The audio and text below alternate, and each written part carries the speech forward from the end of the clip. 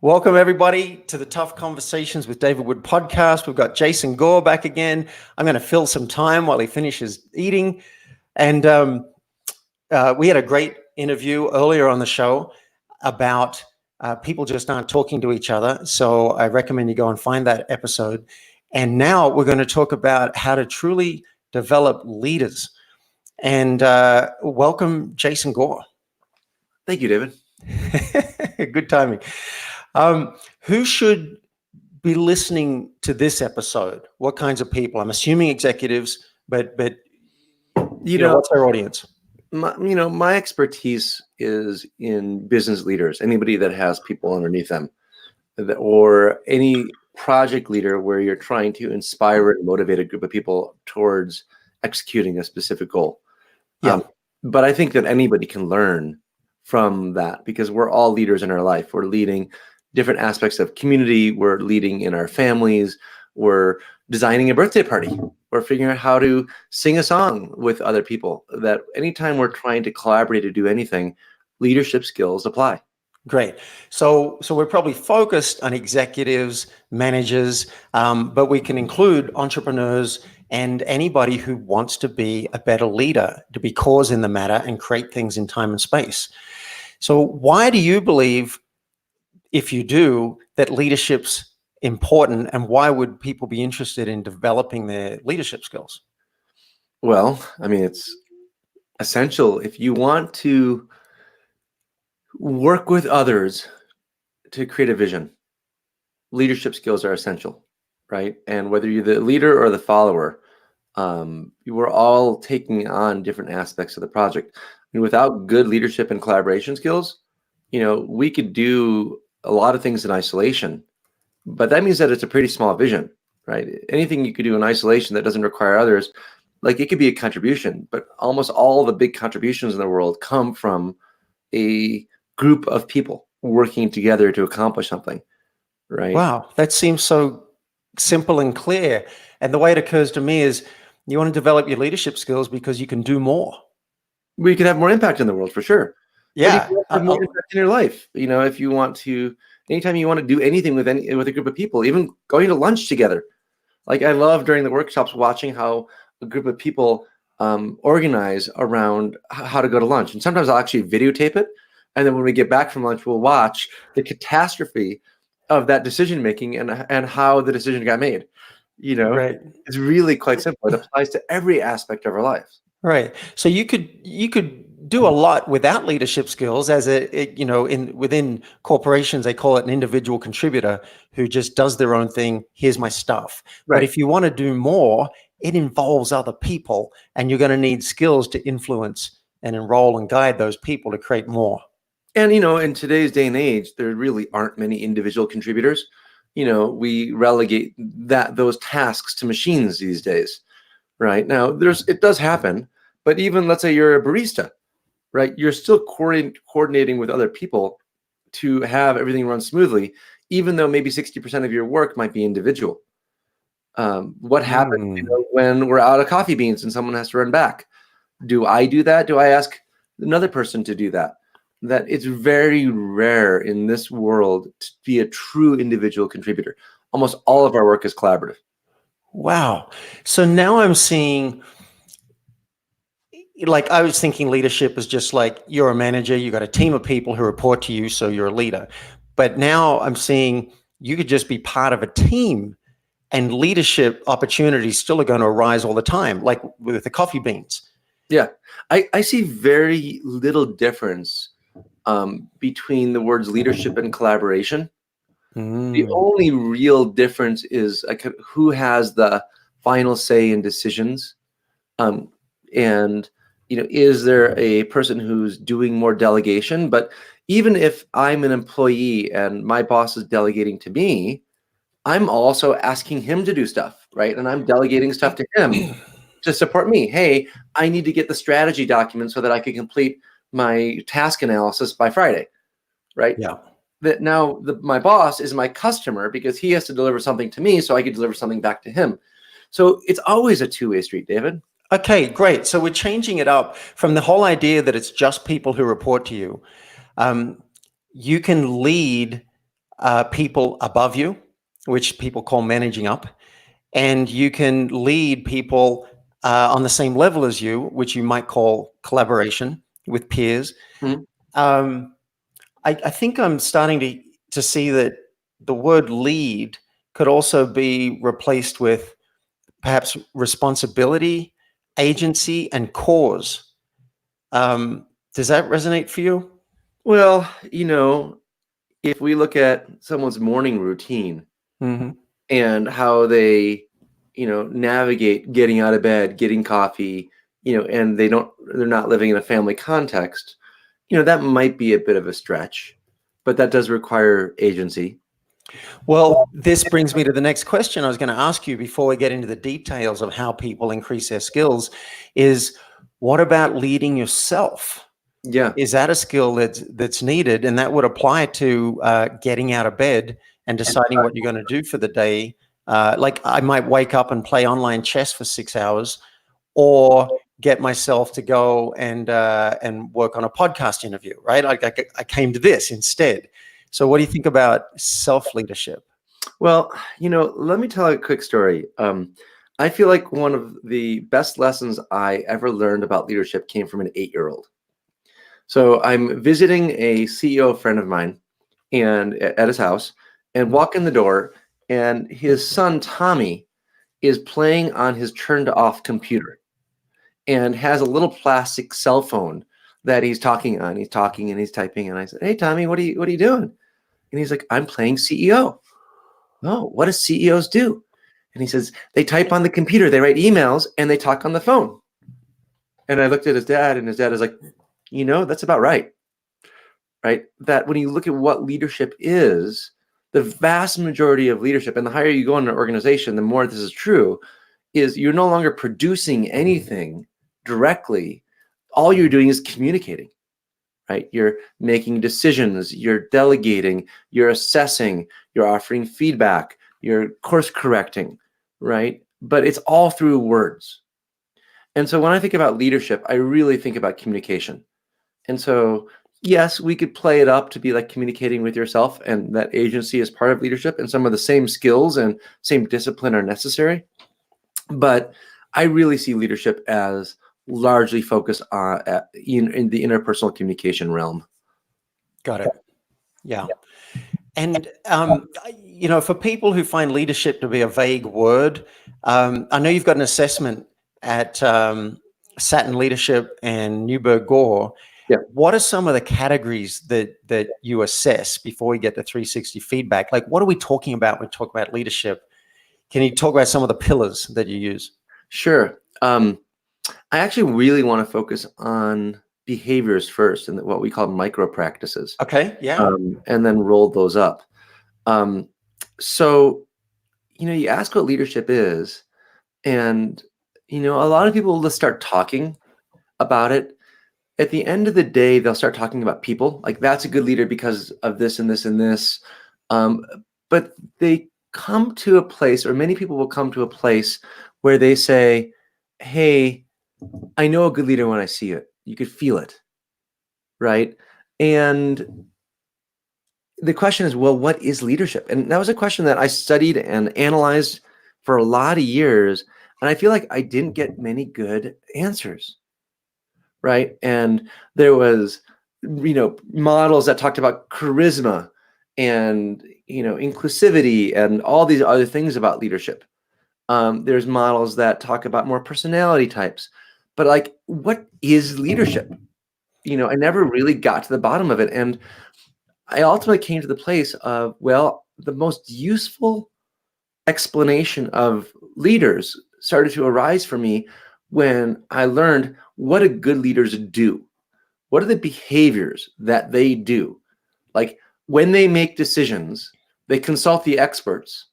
And when they make decisions that are contrary to those experts, they loop back and explain why they made the decision. Like, that level of specificity all of a sudden became the most useful information on leadership. And so I produced a list of about 75 items that were perceived as good leadership. And I showed that list to a friend and a leader, and he said, "Oh my God, this is so helpful." And he just went through, I don't do this, I don't do this, and I don't do this. And like the next week, he called me up and he's like, "That was really useful." I'm like, "Oh, that's interesting." And he's like, "I've just never seen such a concise list of what good leaders do." Mm. And you ask what good leadership is, and basically what I now say is, if you do these 46 items, you will be perceived as a good leader. The vast majority of times. And if you don't do these 46 items, actually more to the point, you will not be perceived as good of a leader as you could be. And you Isn't will. 46 a lot of things for people to work on in their business life? It is, which is why, one, we rolled it up into 7 categories, just so that people can grok it a little bit easier. Mm-hmm. And, it tends to help people organize around how to do shifts. But I mean, heck, if we could get down leadership to 46 things that they have to do, actually, I think that's pretty good. Right. Well, I said it a bit tongue in cheek. I was setting you up because I know that you've got a way to help drill down into the ones that are going to make the biggest difference for them, which we'll get to with the feedback and all that. Well, but you just gave one. Can I just answer that? Let me just answer that now. Even the best of leaders can always level up. And what I look for is, what are the top 1, 2, or 3 items that clients can do differently that'll have the greatest leverage in their ability to lead a team. Yeah. And so what we're doing is we're looking for what those items are and just work on the highest leverage items first, get those to be more functional, and then we'll reassess. And if you try to work on everything at once, it tends to not a lot of great results. Yeah. So we'll get to that. We'll get to more of the micro practices. And I just realized I want to add some more context for listeners. How this came up for me is I've recently been training in your assessment, and I was really impressed. I was like, because I work with another company and they have an assessment and whatever, but it didn't have the structure. Mm-hmm. Once you've identified what you want to work on, you've got a really great structure. And I thought, I want people to know what's possible. I wanted them to know about leadership plans. I want them to know about 360 feedback so that they can develop. So that's what generated this. And I asked you, and you said, yes, I'm happy to talk about it. What are some of the other micro practices? You mentioned one where you go back and you loop people in on the decision. What are some other examples? Well, at the high level, let's just go back to that earlier question. We end up with 7 core buckets, right? And they're really kind of larger skill sets or moods. But if you look at how a leader works, right? A leader, what we want when you look at leadership is we want to produce something in the world. We want to make a commitment or have a vision and make that vision happen, right? So the first bucket is, what's the vision, right? And what's the roadmap? How are we going to get there? What's the general timeline? Where are we doing this? Who are we doing this with? Like, what are we producing together? And getting everybody clear on that is a real, I would say it's one of the hardest skills. That if I look at great leaders, that driving that vision down so that everybody understands that they're part of that vision is very challenging. And the challenge increases as the organization grows. Right? It's a lot easier with a 5-person team than a 5,000-person team, right? To get everybody to be connected to that vision from the chair that they sit in. Second big one is listens with openness and curiosity. Now, honestly, this is the hardest skill to build if someone doesn't already have it.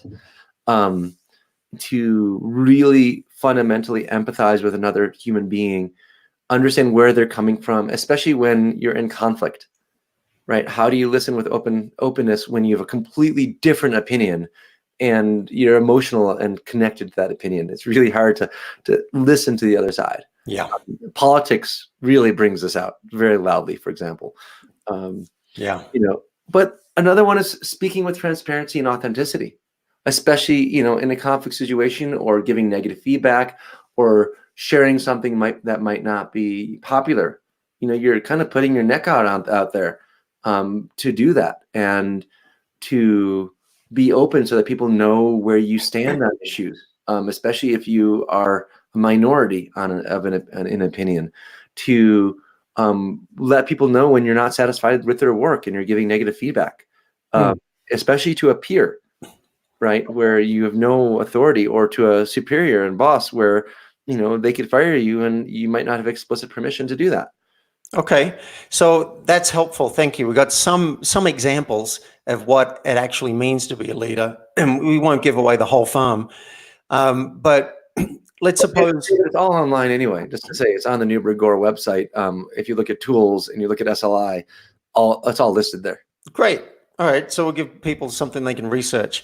But now, how as a leader, I've got these 46 micro practices, these 7 buckets that expand into 46 micro practices. How do I work out which ones I'm good at, I'm not good at, and which ones I'm going to focus on so that I get better?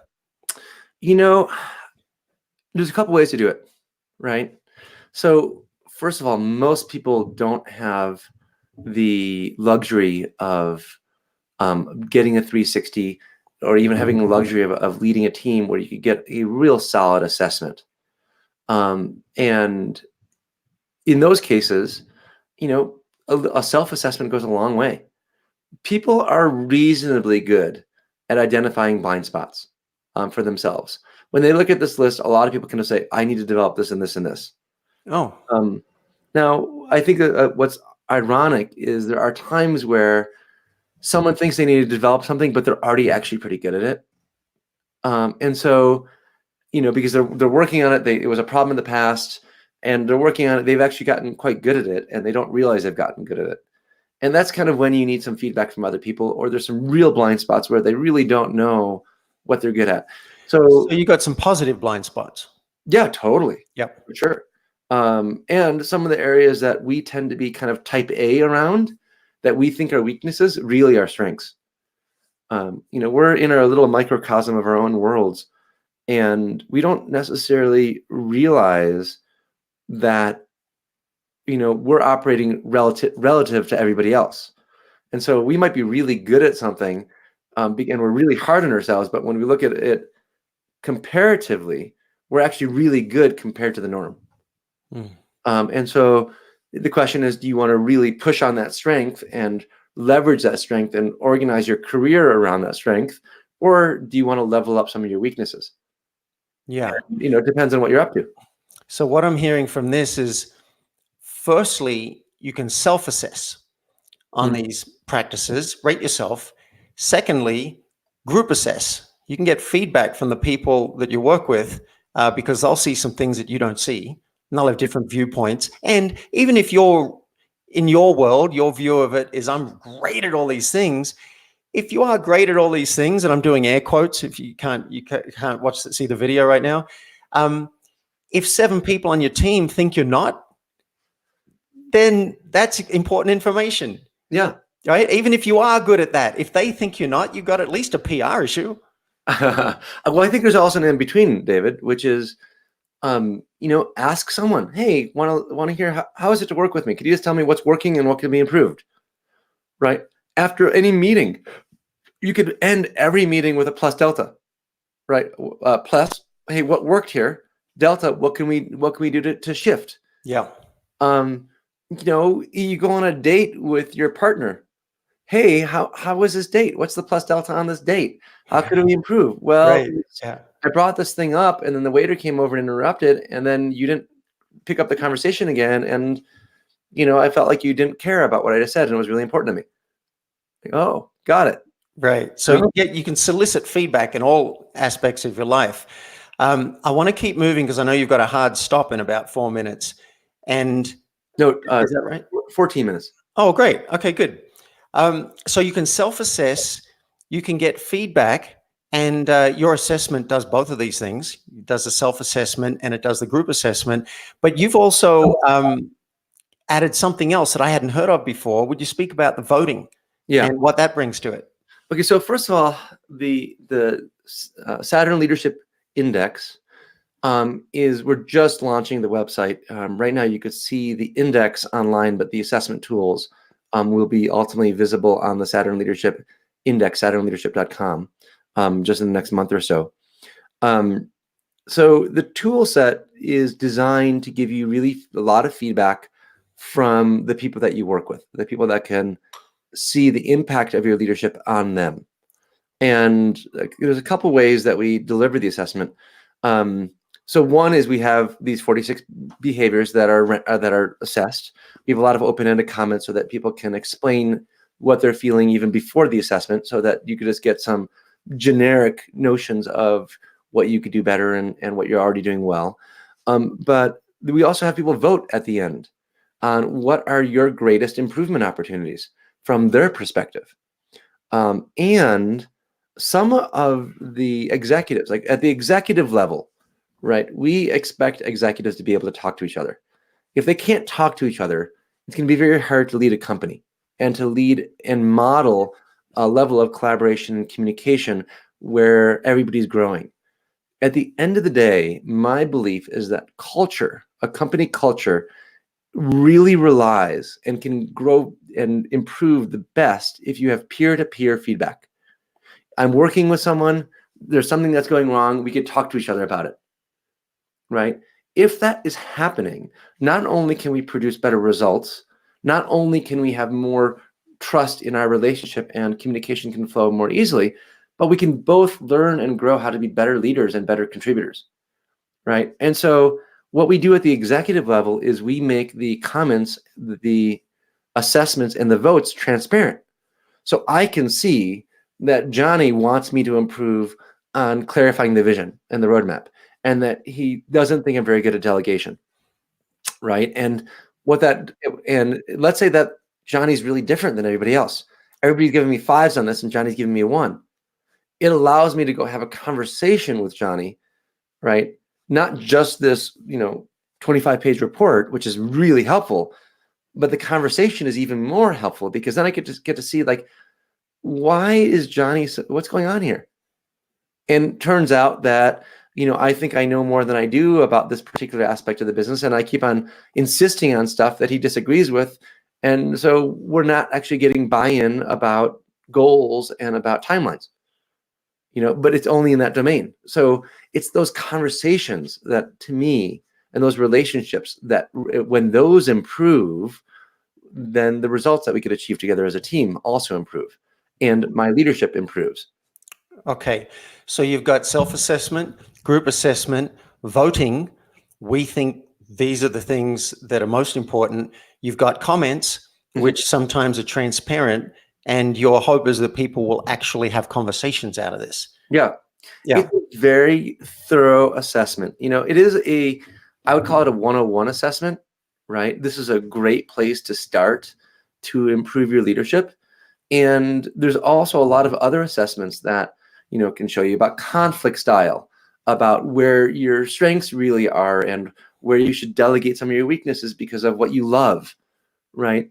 In some ways, this assessment tool really helps you kind of identify and level up your leadership, so that you are not the bottleneck of your organization, and you could level yourself up so that the resources of your team are being directed to the most powerful way, in the most powerful ways and the most efficient ways that those resources can be directed to achieve your vision.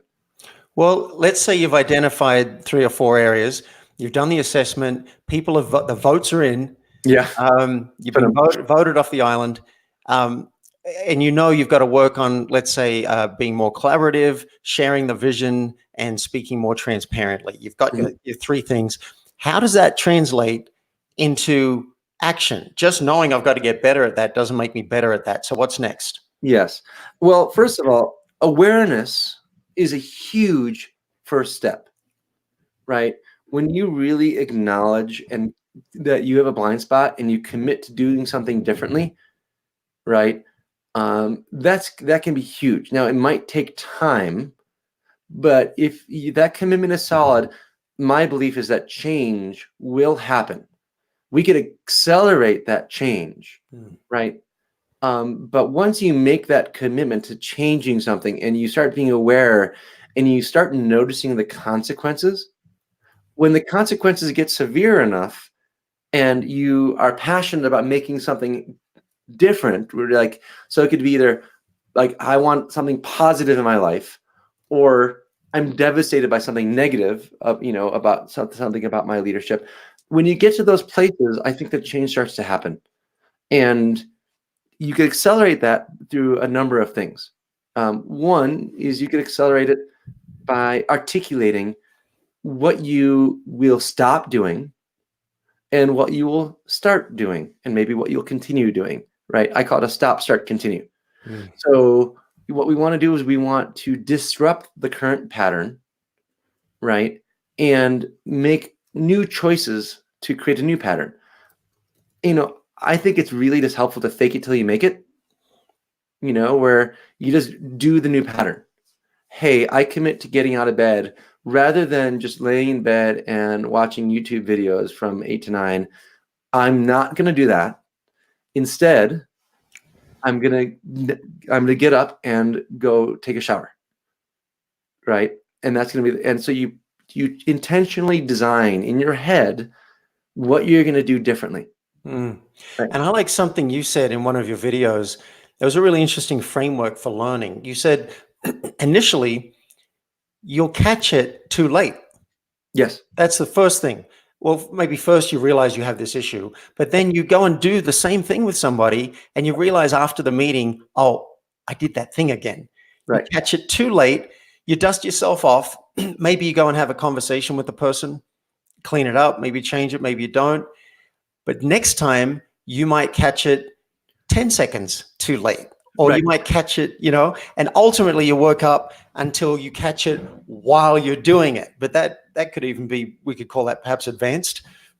Well, I think ultimately with enough commitment, you're going to get there. What most people do is quite the opposite of that, David. What most people do is they make a commitment, right? Hey, when someone says something I disagree with, okay, so let's say that a leader wants, like a typical leader complaint is, I'm surrounded by a bunch of yes people. Like, I don't actually get people to push back on me. Yes, I'm a bit of a bulldozer, but I need people around me that when I have a stupid idea, they tell me, right? And a lot of visionaries, might complain about that, especially startup visionaries, because sometimes their team members might not be willing to push back. So they say, okay, well, when someone comes up with an idea that I think is absolutely awful, instead of just berating them and belittling them in front of everybody else, I'm going to start listening. Right? This is common. I think I did. I'm laughing because I think I did it this week. I said to my assistant, that was terrible. Like, that was really terrible. And we laughed a bit about it, but I realized I think I did what you're talking about. Right. But then, it's like we do that and then we say, well, why aren't people willing to push back on my ideas? Well, every time they do, you beat them up. So what do you expect? So let's say that you commit when you hear a bad idea and you're a little bit triggered by it, and might even be pissed off about it. Like, how could such an intelligent person have such a bad idea?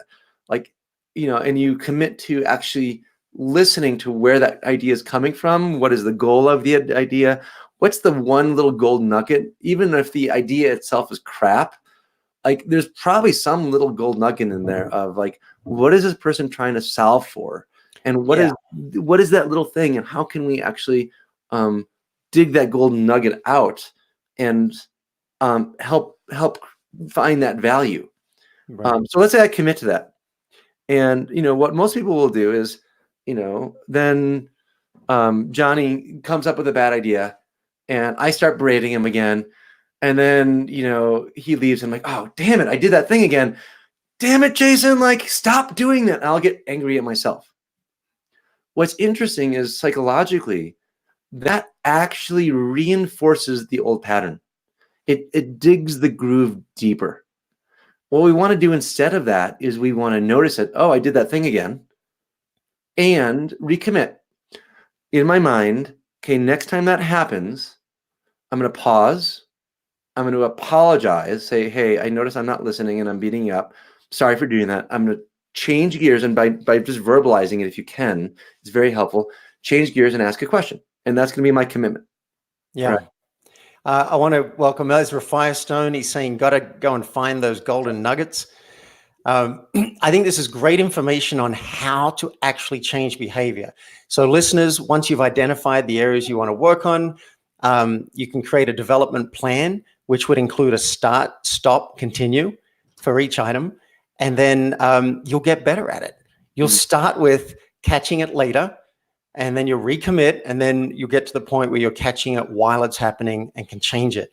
Jason, tell us just the laser version, perhaps, because I know you got to go soon.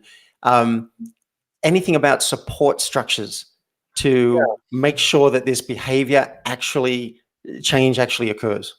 Okay, so once you identify what you want to change and you have kind of a basic plan of attack, either a stop, start, continue, or some next steps or some experiments you want to try, having a running partner, someone that is supporting you, that is holding you accountable in a friendly way. Now, maybe that's a coach, but that could also be a friend, right? You could also design something where you literally have a running partner. Like if you look at all the studies on what makes someone successful at a diet or going to a gym, right? The number one thing by far is to have a diet partner or a workout partner, right? Because if you meet somewhere, like if you say, hey, we're going to meet at 8 o'clock on top of the hill, rain or shine, right? And you're in bed at 7:45 and you're like, it's raining out. I'm tired. I drank last night. I don't really feel like getting up. But you know that your running partner is waiting for you at the top of the mountain. And, if you don't show up, they're going to be disappointed. Like the odds of you getting out of bed, getting your shoes on and getting out the door, right, greatly, many, many X's increases, right? So same thing in leadership, like having a coach that's holding you accountable, having a friend. Like when I look at the effectiveness of coaching, I would say that the vast majority of the effectiveness of coaching is basically you're a high-priced babysitter, right? You're just holding someone accountable to their commitments, helping them look at when they didn't meet those commitments, having them either recommit or giving up on the commitment. Say, no, you know something? I'm really not committed to this. Getting really clear about the commitments and going out and trying experiments again and just helping them with motivation and keeping them accountable, right? Mm-hmm. The vast majority of physical trainers aren't necessarily moving with you on form. They're just motivating you to show up to the gym and work hard. Right. All right, leaders. You got some great information, some golden nuggets here on how to identify the areas you want to develop, how to create a leadership plan so that you can develop them, how to actually change that behavior in real time, and then some accountability structures so that you stick to the course. Jason Gore, how can people find out more about you and the Saturn Leadership Index and how you can help them? Well, NewbergGore.com is our coaching firm specifically for executives. We really specialize in CEOs. SaturnLeadership.com, which is going to be available in January of 2020, we'll have all of our tool sets online. A lot of what we're doing and what we're up to, we're giving away. I've really struggled with this because it's been so much of my life work, and there's a part of me that really wants to monetize it. But when I look at what the mission of the company is to build the next generation of leaders for the sake of our children, I don't have an excuse not to give it away. So what you'll see is a free leadership assessment. There'll be a whole bunch of YouTube videos, libraries, podcasts, resources that you could use for yourself or for other people in your organization or teams. And, there will be some stuff that gets paid for. We have a whole piece coming out of Hollywood on how to have effective conflict. That was a huge monetary investment. And so we need to recoup some of that. So for the sake of building the next one. But yeah, so SaturnLeadership.com for the content. Some of that sits currently on NewbergGore.com. That's spelled NEUBERGGORE, two last names.com. Or just search my name, Jason Gore, leadership, and generally speaking, you'll find me pretty quickly. All right. Well, Jason, thanks for being on the Tough Conversations podcast. And David, this has been great. All right.